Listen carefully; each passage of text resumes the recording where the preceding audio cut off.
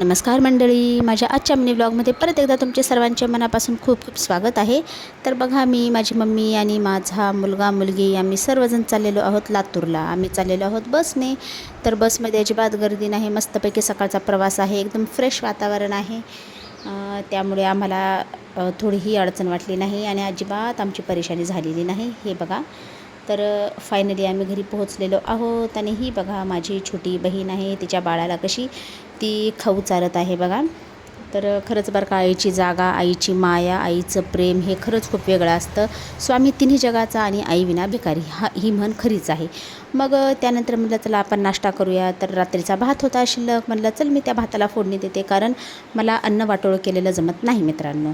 आणि कसं, अन्न हे परब्रह्म असतं, त्यामुळे कोणीही अन्न वाया घालवू नये असं मला वाटत असतं. त्यानंतर बघा, मी भाताला फोडणी दिलेली आहे छानपैकी. त्याच्यामध्ये टोमॅटो, बटाटे, कढीपत्ता, कोथिंबीर वगैरे टाकून मस्तपैकी भाताला फोडणी देऊन मस्तपैकी आज आम्ही सर्वांनी नाश्ता केलेला आहे.